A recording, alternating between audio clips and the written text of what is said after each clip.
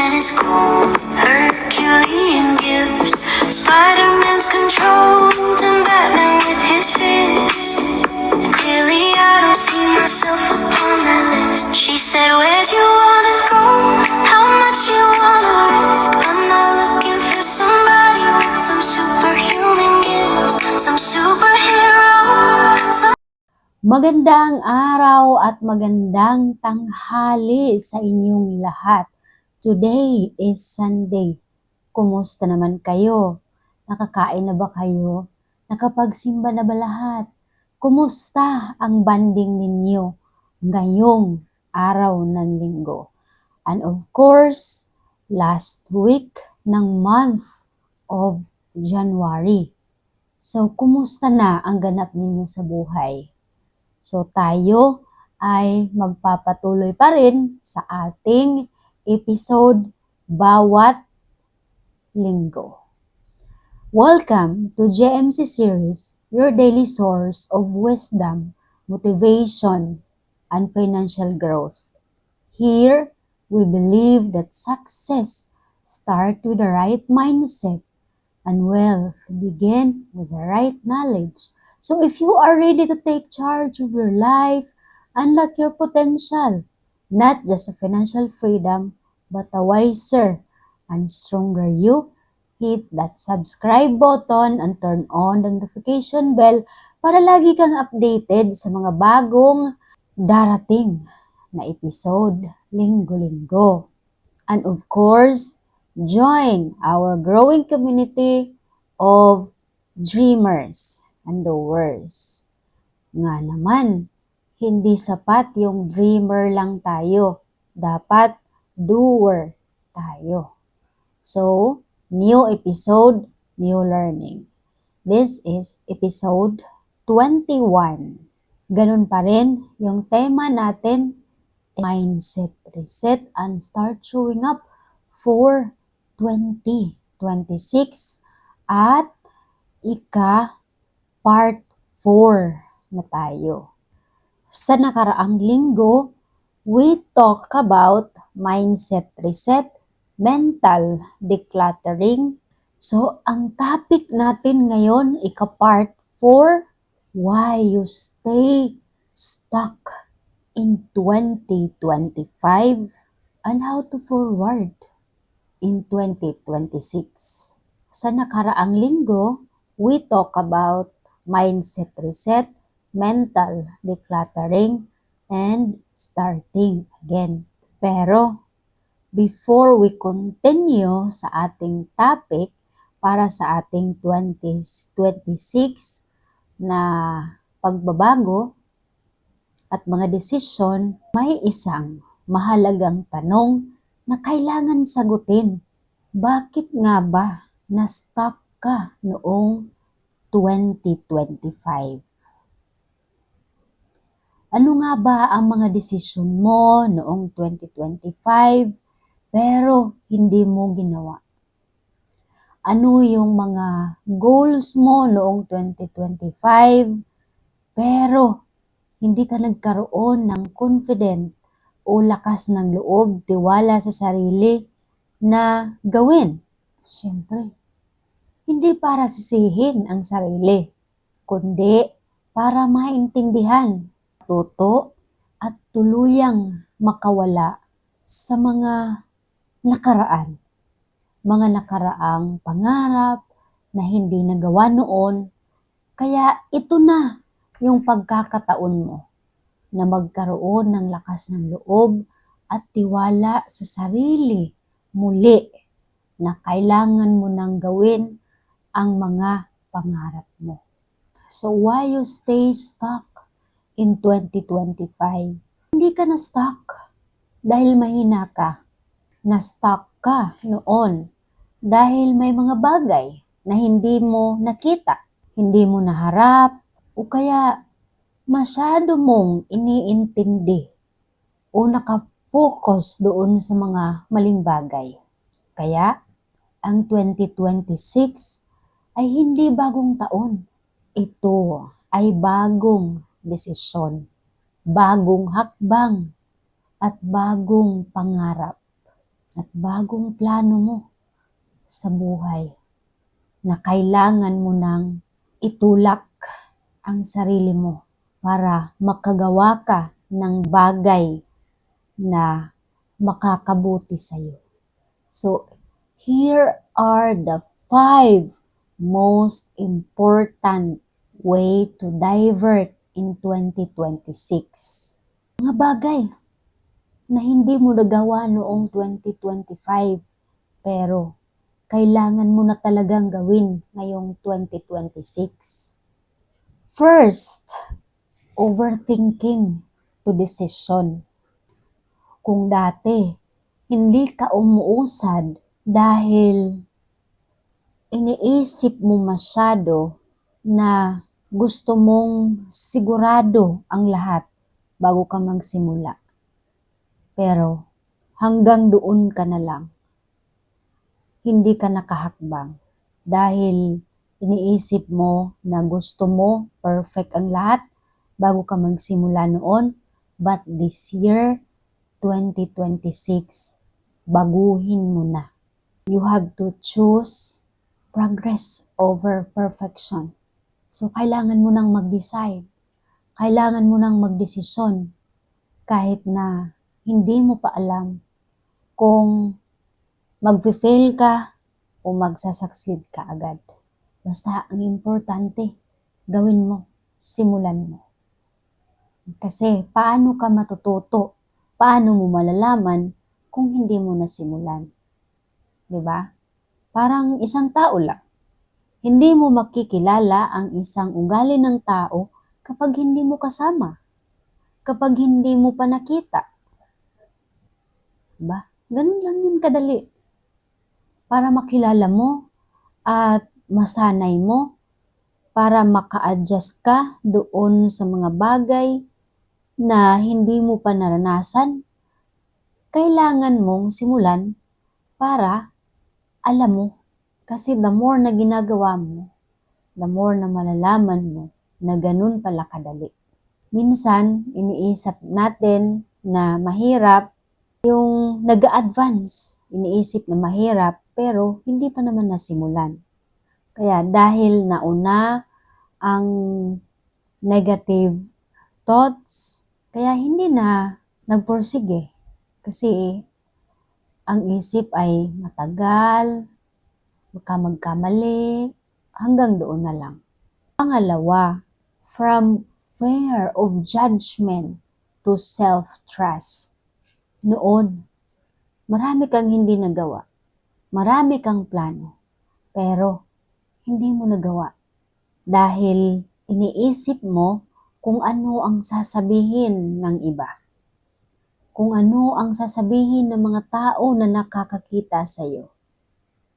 Pero alam mo, kung ayaw mong ma-judge, kung ayaw mo na i-criticize ka ng mga tao, gawin mo yung pangarap mo, plano mo, nang walang nakakaalam. Kumbaga, kung ano yung pangarap mo, ano yung trabaho na gusto mo, ay wag na wag mong i-announce. So, para yan sa mga tao na laging nagdududa, laging natatakot na baka i-judge ng iba. Kaya, ang best para sa inyo, wag nyong i-announce.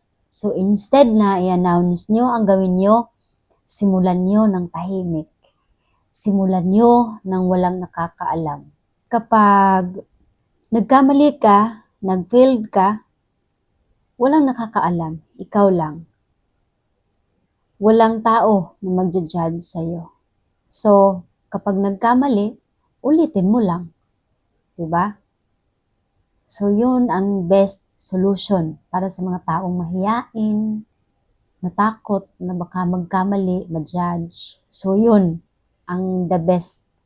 Huwag i-announce. Kasi minsan, pag i-announce mo, maraming pwedeng mangyari. I-judge ka, o kaya magdududa sila sa'yo, pagtatawanan ka kapag nagkamali ka, o kaya may mga inggit ng mga tao na pwede kang pigilan para hindi mo magawa. This year, tanungin mo ang sarili mo kung ano ang kailangan mo. Ano ang importante sa'yo? Kapag nalaman mo ang sagot kung ano yung gusto mo, simulan mo. Huwag kang matakot na i-judge ng mga tao. Ang totoo ay wala silang maitutulong sa'yo. Pagtatawanan ka lang, i-judge ka lang, pero hindi nila magagawa na bigyan ka ng effort. Pero ikaw, yung sarili mo lang ang makakapagbigay ng effort, ng oras para magawa mo yung gusto mo. Instead na makinig sa mga judgment,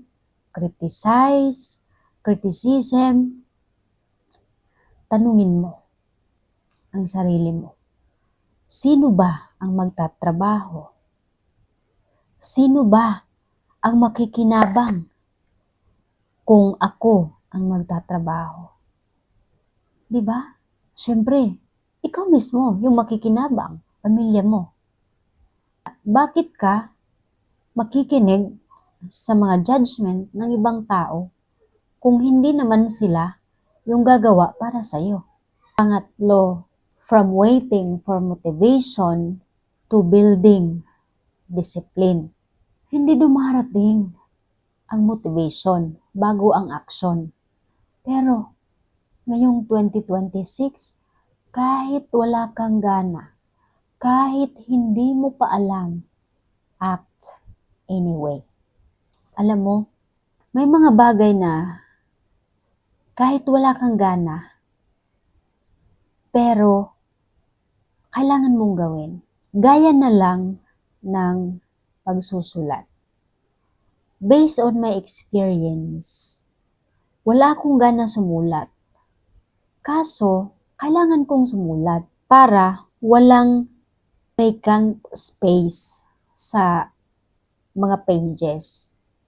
Kaya minsan, kapag boring talaga, walang gana, alam mo anong ginagawa ko? Nagsisignature, sinusulat yung pangalan ko, tapos signature. At maya-maya, ayun, magsilabasan na yung idea. Tapos, buong araw, nasusurprise na lang ako na, ala, grabe, akala ko hindi ko magagawa. So, yun. Kailangan lang talaga ng warm-up. Kailangan ng exercise para makabuo ka. Diba? Ganun lang kadali. Parang exercise lang talaga. Kailangan mong gumawa ng steps. Kailangan mong maglakad para may pawis, para lumabas ang pawis mo. So, ganun. Na kahit hindi gustong gawin, walang gana, hindi handa, pero kailangan gawin. Yun ang pinaka-importante. Act anyway. Kahit wala kang gana. Pang-apat, from being busy to being intentional. Dati, pagod ka, pero hindi ka naman productive. Pero ngayong taon, bawasan ang ginagawa at palalimin kung ano ang mahalaga para may resulta. Kailangan intention talaga.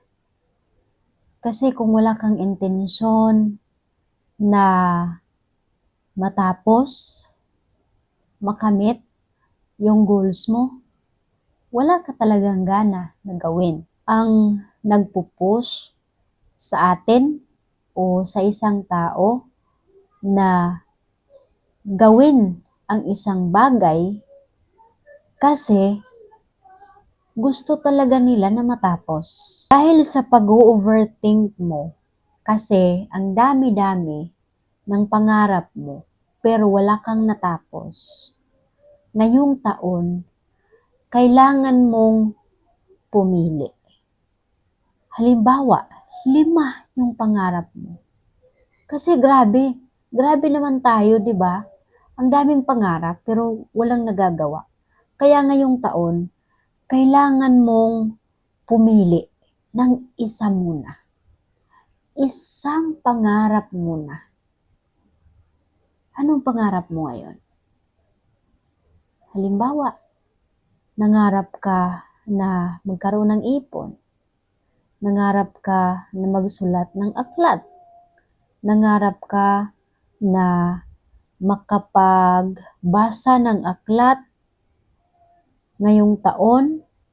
Halimbawa, yung target mo, 10 books yung target mo.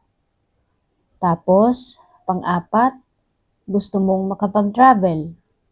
Pang-lima, gusto mong makapag-aral, makapagtapos sa edukasyon. So, alin yung pipiliin mo dito? Halimbawa, yung pipiliin mo dito ay magbasa ng libro. So, syempre, araw-araw, kailangan mo magbasa ng libro. Kahit natatamad ka, kahit yung bibig mo ay hindi mo kaya ibuka, pero pwede naman magbasa na gamit ang mata lang. Hindi kailangan ng bibig, pero mata at brain ay kayang magbasa. Kung ano man ang pangarap mo ngayon, kailangan mong pumili na isa muna. Isa muna. At araw-arawin mong gawin. Kahit kalahating oras lang ay sapat na. Attend to your dreams. Attend to your goals. Kasi kapag lagi kang absent, hindi ka magkakaroon ng progress. Hindi ka magkakaroon ng record. So, walang resulta. Parang grado lang talaga. Kung absent ka ng absent sa school, ano yung i-compute ni teacher? So, wala. So, ganun lang kadali. Mag-focus ka muna sa isang pangarap at gawin mo araw-araw.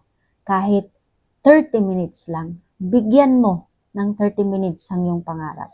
I promise you, once nakatapos ka ng isang goals mo, lahat ng mga pangarap mo ay unti-unti mong makakamit. Kasi yung unang goals mo na natapos mo, nakafocus ka doon, yun yung magiging daan para maging unstoppable ka. Lagi kong ikikwento yung naranasan ko talaga. Kasi noon, ilang taon ako nangarap na mapublish ang libro. Sinusulat ko noon pero hindi ko alam kung anong paraan. Hanggang na-stress ako. Hindi ako tumigil. Maraming pangarap ko noon. Pero may iba na nakamit, ngunit hindi ko na-appreciate dahil nakafocus ako sa pangarap na hindi ko pa narating. Kaya dumating ang time na na-realize ko na may mga narating na pala ako. Na-achieve ko na pala to. Pero ito na lang. So, ang ginawa ko, nag-focus ako doon sa pagbasa ng libro, mag-journal, tapos kapag may problema ako, sumusulat, kapag may mga idea o isang words lang na dumaan sa mind ko, ay sinusulat ko na agad at binibigyan ko ng meaning. So, doon. Ganun pala. Na-publish ko ang libro na gusto ko isulat, iparating sa inyo. Kaya, ito na guys. Kumuha na kayo ng copy nito, available international. So, available sa Amazon, na pwedeng i-deliver dito sa Philippines, at syempre sa mga kababayan na nasa ibang bansa, available ito sa lahat ng mga retailer. Piliin mo muna kung ano yung mas mahalaga sa'yo na gusto mo mas unang ma-achieve. At yun ang i-workout mo. Pag hindi ka nakafocus, nagka-clutter yung mind mo, at gusto mong gawin lahat ng sabay-sabay, wala talaga. Lalong-lalo na kapag beginner ka. Yung sabay-sabay na pangarap, yun ay pwede mong gawin kapag naranasan mo nang ma-achieve ang isang pangarap mo. Kasi alam mo na eh. Panglima, from avoiding pain to facing truth. Harapin ang mga katotohanan.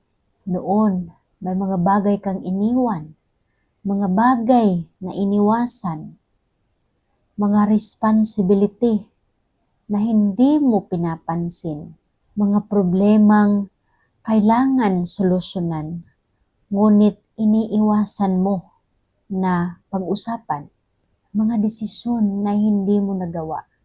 Pero ngayong 2026, harapin mo na ang totoo.